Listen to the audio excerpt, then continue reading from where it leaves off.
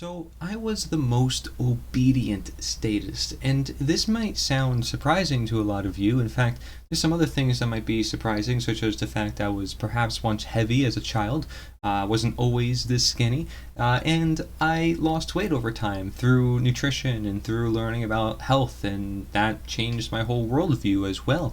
And it eventually led me down this path that I went toward. And, for the longest time, I was always thinking about doing a video talking about my whole history. But every time I ended up doing it, it would be probably too long and just not something I want to put out there because, to be honest, I don't like to make things about me. Now, I want to make things about me, however, for this video because I want to say that I was, well, one of you, or at least, we're all humanity. We all share different things. And one thing that we all have in common, at least within our world, because there still is problems and there still are things that are being taught to everybody, is statism, but within myself. And a lot of us were statists. A lot of people in my network, a lot of people that I know, who understand and teach the same knowledge about natural law and about ownership and about freedom and abolitionism. All these things helped us drive away from statism, but statism was this thing that was so hard for a lot of us to break. And for me, it was through a mental realization that took years for me to come to understand.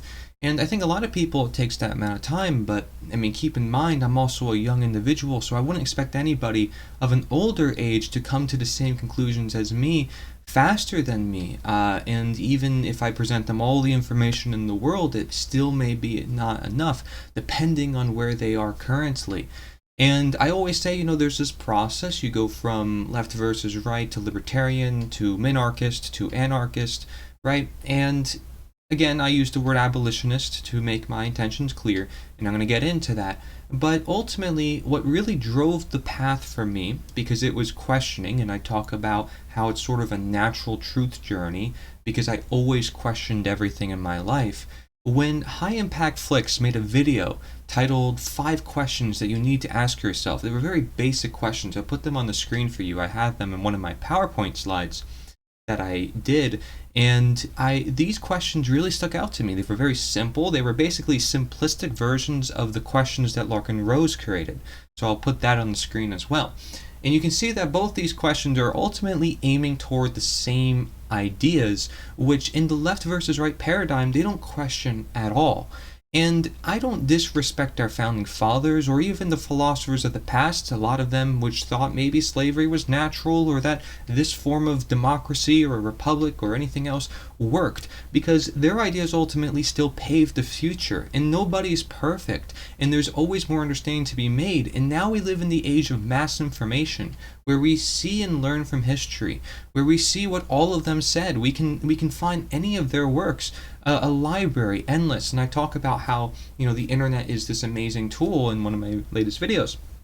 So going down that path, not just researching, because researching can certainly bring you a lot of places, but it also won't bring you this same place of understanding statism or understanding moral truths, because those truths that are about nature or about you as an individual, as a human, you're not going to get through technology. I can give you a heartfelt message through technology, but most people are not going to watch this video. Most people are going to click on whatever's relevant according to the news. Why? Because that is important to them. Even people in the alternative independent sphere will still be more interested in news-related content because they think that is still what's most relevant in their minds. I want you to make it relevant that moral ideas are the focus. I talk about this in another video, how moral power is more important than political power. Aidan Ballou did a whole writing on this in 1845. And I talk how morals is basically the thing that led me down this path, but also curiosity. Because me questioning, and then questioning myself, which is how you get morals in the first place, is ultimately what led me down the path of questioning everything. And once you reach the point of where you question everything, everything falls apart, at least that which is very questionable, something that you didn't create yourself or wasn't a part of. That means anything that you did not consent to or anything that was imposed upon you since birth. You start questioning all those things. You go all the way back to since you were a little child and brainwashed into doing certain things or thinking certain things, you start questioning all of it. Okay, so, and I must admit, it's a hard process, right? You have to question yourself, which is a hard thing to do within itself, and then question to the extreme of what was I doing wrong all this time, or how was I thinking wrong all this time?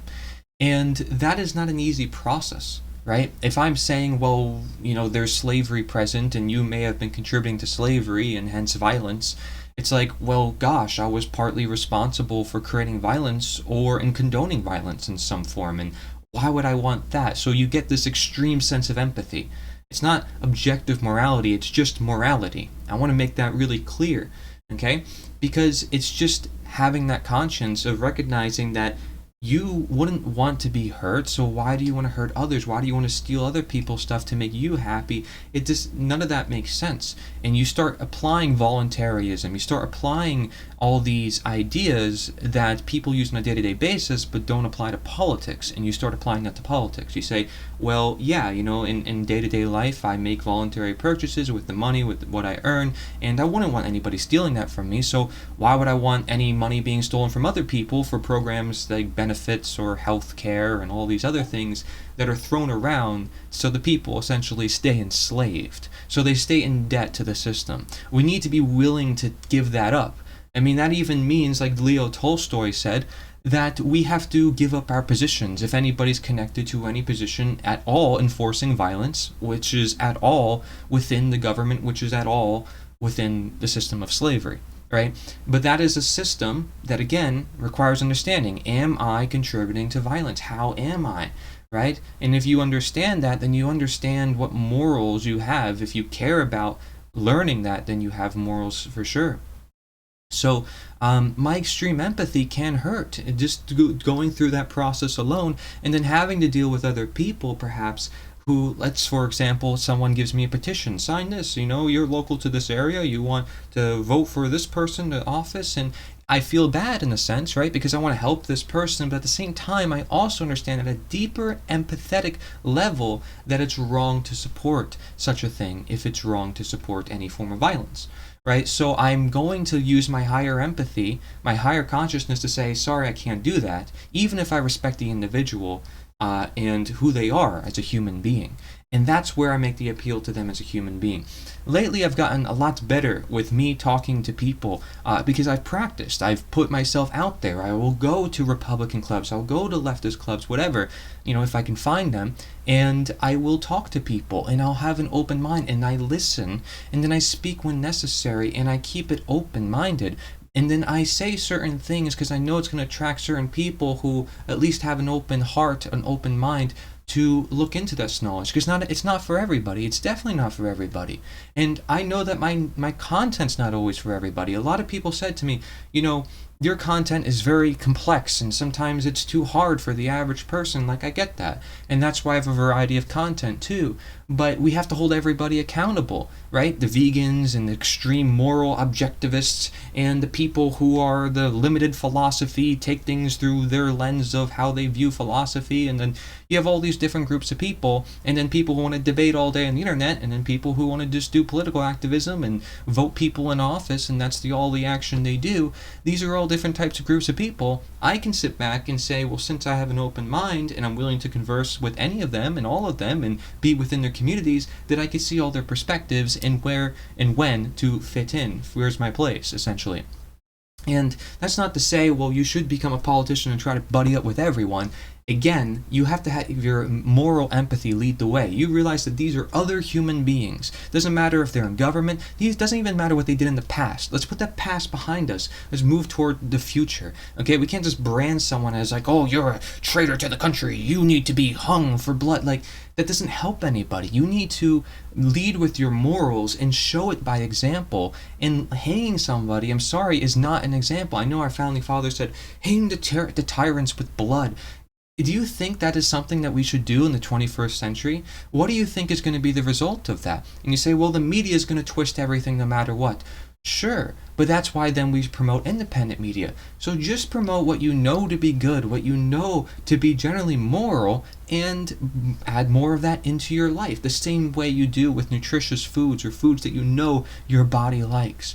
Listen to your world, listen to your body. Do not ignore these things, okay? And so the biggest thing that I have to say on behalf of how I was the most obedient statist, because I was in school, I was getting the perfect grades, always trying to make sure I had extra credit, always 100% above, right? And I'm not going to like say, oh, well, these were my grades and this was in a specific class. I don't care about that, right? I'm not going to say, well, maybe I'm a health coach, and I don't say that in every video, and that I was certified through schools, even though I don't really care much about the schooling. It was an alternative school.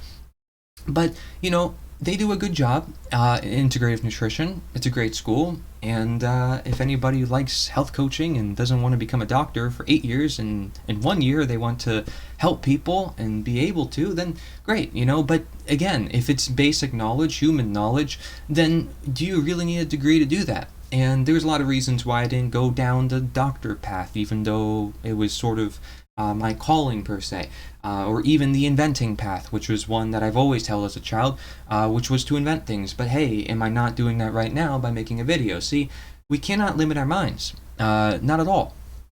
But we cannot play the games. We can't play the games created by other people that trap us into not really inventing for ourselves and not caring about our world as much as we could, okay? Because we're just giving it away or finding the easy way out. And the easy way out often for people is to look at the dialectic, look at the two dual sides of wars, elections, even if you took the jab or not, if it's left versus right, all that stuff, even left versus right versus anarchist. That's another duality I would look at, okay? It's not one or two, but then you can add in libertarian, you can add in all the third parties, and you know what? They're all still talking about politics. The reason why I also use the word abolitionist is, again, because it's not political. Okay, we're looking at a human cause, for moral cause, for a specific type of change. If you say you're an anarchist, oh my gosh, the amount of perceptions made about you and how much it's turned into politics is insane. But you start talking about abolitionism, it's like, what are you abolishing? Okay, you're abolishing slavery. So what is it done for? Morality. Easy. You got the action done? Done. That's it. Because you recognize you're already a human being. That's a given statement, okay? You say, I identify as left versus I identify as this, I identify as that. It's like, no shot. Abolitionism, you're on a path, you're doing something, okay? That's not a game. It's not a game they want you in. They want you in a game where you are playing somewhere in politics so they can point you out and say, look at these anarchists, look at these left wing, look at these right wing, right? It's easy for them to pick you out. Look at these people inside of Ukraine, look at these people in Russia, look at these people promoting this candidate, look at this person promoting that candidate. You're legitimizing the existence by simply participating in any one of these because they're on the public light and they're easy to spot out and easy for people to point at and say this is the problem, right? But abolitionism, focusing on the end of a specific act, that is different, my friends. And like, don't get me wrong, the jab thing too, right? Oh, if you're not or you are, it's another duality. And that one is focusing on an action, but that's an individual choice. And ultimately, we have to respect that. We just have to share knowledge with people. Now, the problem is when people don't want to make that an individual choice, but then that goes back to statism. Okay, so everything comes back to statism. I've always talked about that. You can watch my video about war and learn more about why war doesn't really matter and statism does. But when we are picking a side, we're not focusing on the direct action that needs to be done. We're not saying this is exactly what needs to be done. We usually just pick a candidate and say, well, they're going to do everything, and they have a list of things that they want done, and they're going to do it for us, right? And somehow they're going to get through legislation, somehow they're going to get through the Supreme Courts and all this stuff, but we're going to help them and fund them with enough money to make it possible, and the people can just lay back and watch it all happen because they have their representative in charge. Sorry to tell you, but a lot of that just doesn't work, number one. And number two, it never works. It never can work, even long term, because the systems are just inherently flawed. They are human-made systems, and they're not natural. And I can use that as an argument as much as I could say, well, they're immoral, and they're not moral. So me being the statist that I was, bringing my message, nature is the answer, and I really started to change my perception to saying, well, yeah, this makes sense. If I said man-made medicine was the cause of a lot of problems, I could say, well, natural medicine was a solution that is underlooked at and is the original type of medicine. So why are we calling it alternative medicine? Right? It's the same way we call alternative media. Like, how is it alternative? It's just they're actually the media. They're the people on the ground, like World Alternative Media. Josh Sigerson, he does a great job. He goes there in person. The dude gets skin cancer for going places, for goodness sake. He can't even get enough funds, but it's all through just donations. The guy is on the ground, traveling constantly and providing updates on everything. I mean, that's real journalism. He's got no corporate ties. It's amazing, right? And there's a lot of people like that out there, and they don't tend to get much attention, but the people who do pay attention to them, man, do they pour a lot of support into them, because they realize how important their knowledge is, and then they grow, right? They grow as a result, and maybe they'll talk about some public things that are happening on the news to sort of draw new eyes. And that's a question on behalf of myself: is how much do I want to draw new eyes, and how do I want to go about doing that in today's world of clickbait and all that stuff? I'll be talking about that, but the main point is that the real division is between right and wrong. All the other divisions don't really matter, because abolitionism is essentially looking at slavery versus non-slavery. It's looking at right versus wrong. Okay, so everything that really matters to this world, if it matters, it would be right versus wrong.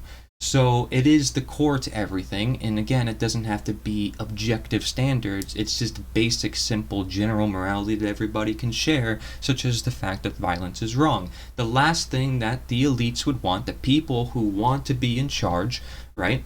The last thing they would want is a general populace who is ownership of themselves, and the person who is running for office to try to stand for the people. Maybe they're local and they don't know really what they're getting into.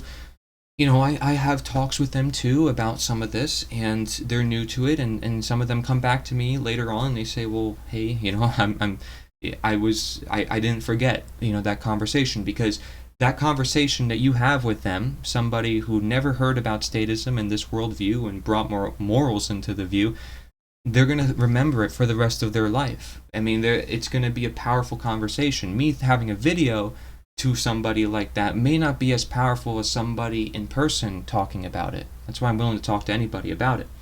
That being said, I'm not willing to do debates about philosophy and such.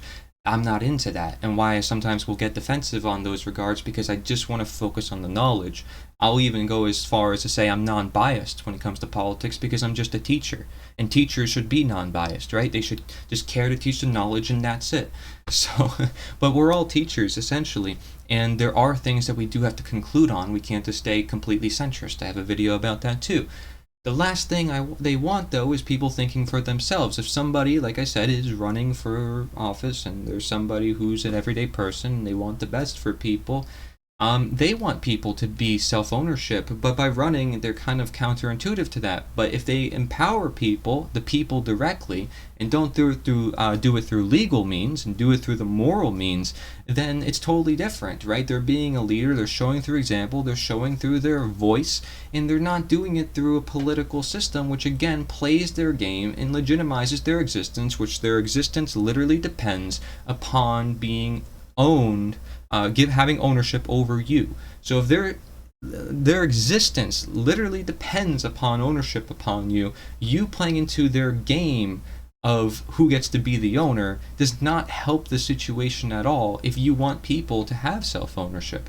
The only way for people to have self-ownership is to teach them how to have self-ownership. It's the same way you would teach a child, say, hey, don't touch that hot stove because it's going to burn your hand, and you'd show them why, because it's the consequences to their behavior. Every time they touch it, they're going to burn their hand. I know Mark Passio uses that example a lot. But it's the same example as to say, well, look how many times we've done this, and look where we've got. 300 years later, you don't think many people have tried what you've done? The point is, we need moral change, educative change, and the Founding Fathers said it themselves, and they warned about what would happen with their system, because they didn't know what would happen with their system, and they put the word abolish in the Declaration. But and the fact that people fear freedom, and they see freedom equating to chaos. I mean, how much are people thinking wrongly just because they think freedom is chaos when it can actually be the exact opposite? But no, don't look into that. Just assume that it's chaos and there's nothing you're going to do about it. You're just going to sit back and watch as somebody else hurts another person. You're just not going to do anything about it, right? Because there's no cops to save anybody, so you're just going to sit back and watch. See, everything in this life is about responsibility, otherwise you wouldn't be living your life and have everything that you have. Everything is about ownership, everything is about morality, because all these things are related. So that's what really broke it for me. That's what broke me out of the statist indoctrination. It's not just to focus on morality, but to focus on our nature too. And you can see it through my works, how much I focus on not just morality, but nature too. Okay, and now how I'm bringing slavery to the mix to understand that this is something that we can build on top of. People have some understanding of what slavery is in school. You can build on top of that and understand it even more. So me being obedient in school, obeying my parents, the thing that really broke me was the fact I was in a family who promoted morality. The fact that they promoted general morality guided my way. And despite how much struggles I have, and sometimes I cry because of the people that I want to support, or the people that I might have some feuds with, or the people I might have arguments with about this knowledge, and maybe because I'm new or I can't present it the way I want to, or because I'm young and I've experimented many different ways, I look past that and I say, okay, I can do better next time. And so I always get better materials, and I always try my best, and I'm always practicing. And you know what? I am getting better. And you know what? There are changes that are surprising me among the people that I've met. And I inspire their faith because they inspire me, because I care about humanity. My empathy is deep, so much to the point where it can hurt. It will hurt because of the other people who will not care, not just about your own feelings, your own passions, your own energy that you brought to the table, but about the ideas and the fact that they could be potentially contributing to violence. And I'm warning them, and they're not listening. Or I'm warning them that democide is going to happen if they continue their path of voting people into office, but they don't listen. Of course, I'm going to feel hurt, right? I'm going to feel like I need to do more. But that is what keeps me going, and that it's what ultimately leads me to be more, not extreme, but more moral as a human being, more destined on the path of, I know what I'm doing is trying to do my best for this world. Okay? And this is not some ego trip or ego boost. What I'm saying is this is everybody's responsibility. I mean, do you not want to do the best you can within the world that you live in? I hope so. Thank you. This is Corey and Angelat. Nature is the answer. You can be the most obedient statist like I was, because I always obeyed everything I did. And you can ask anybody, and they equate, morality with obedience. I was shy. I didn't talk to anybody. I mostly observed. That gave me the chance, though, to do thinking. And by questioning and then following independent media, a lot then broke in my mental changes. I started journaling. These things helped me a ton. So anybody can do it. If I can do it, if I went from conservative, deeply knew everything about conservatism, and then turning into an abolitionist, then I think it's possible in anybody to understand that you can basically use morals as your guide in life, reason, right? And that you can have nature, God, as your government and no other ruler, because that is the most legitimate government, and it never fails, and it always shows itself through time in the countless errors and problems that humanity has ever had with human government. Thank you very much. Nature is the answer.